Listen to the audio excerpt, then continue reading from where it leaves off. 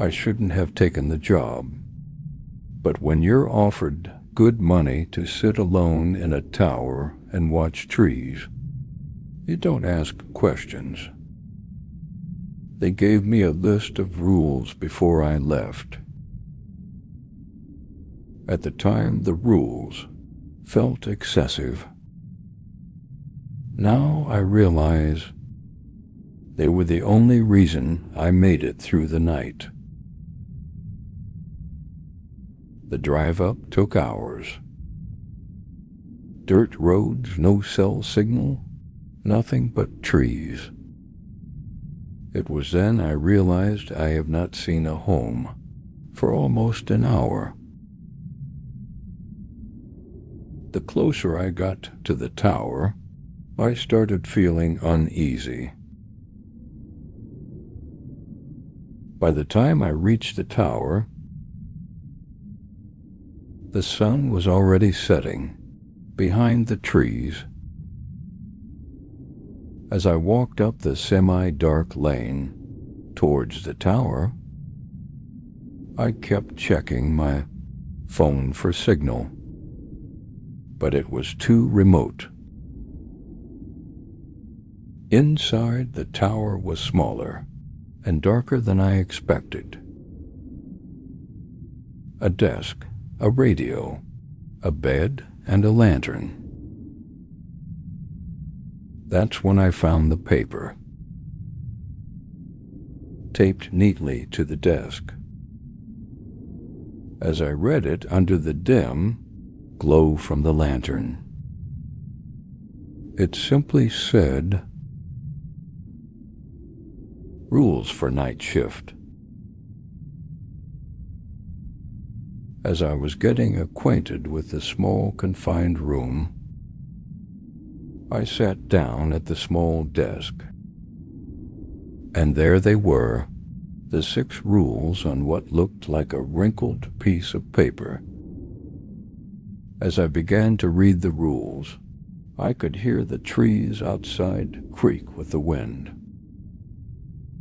Rule 1, keep the radio on at all times. That seemed obvious since it was my only form of communication. Rule 2, do not leave the tower after dark. Rule 3, if you hear movement in the trees, do not investigate. I felt a chill in the air and paused, staring out the windows, looking for any movement for several minutes. Rule 4, if someone calls your name, do not respond.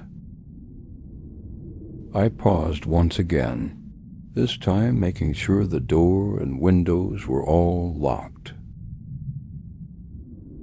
Rule 5, at exactly 2:13 a.m., check the tree line. If you see anything, close the curtains immediately. Rule 6, if the radio goes silent, hide. I began to laugh. I actually laughed for several minutes. The first few hours were quiet. Just rain, wind, and the occasional crack of branches. And just like that, it got quiet. Then I heard it. Footsteps. Slow, deliberate, steady, and constant. Circling the base of the tower. I moved toward the window. Then I remembered rule number 3. I decided to sit on the edge of the small bed. I sat there quietly, just listening to the sounds. Around midnight, it started. A voice. Soft at first, then clearer, calling my name.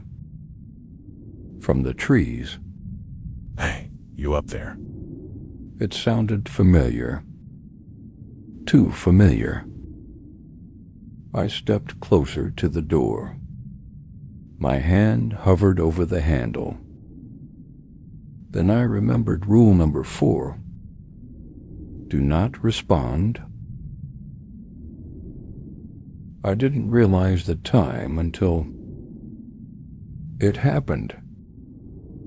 The radio crackled, got really loud, and then went completely silent.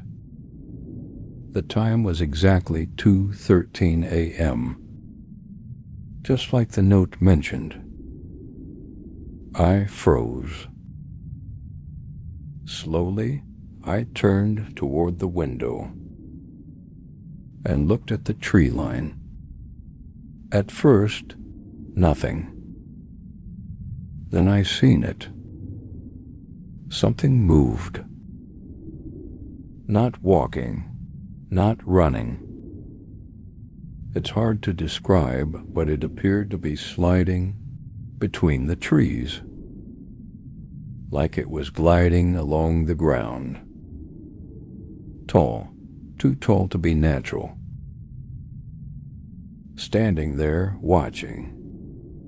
I shut the curtains immediately. The radio went dead silent. No static. No sound.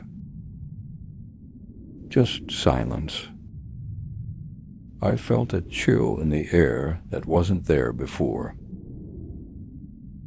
My chest tightened and my heart started beating faster than normal. I'm not sure how, but suddenly I remembered rule number 6.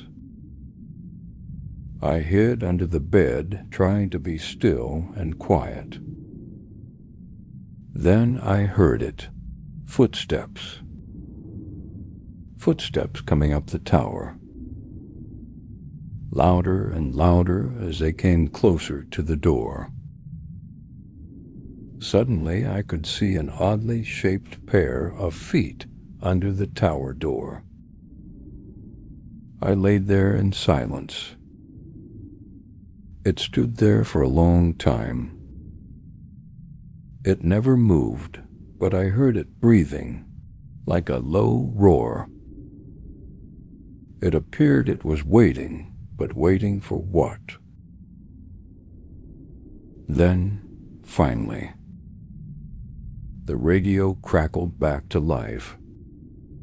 I turned my head towards the radio, and when I looked back at the door, it was gone. I stayed under the bed until morning. When I finally left, I never seen any footprints, no signs of anything. Nothing.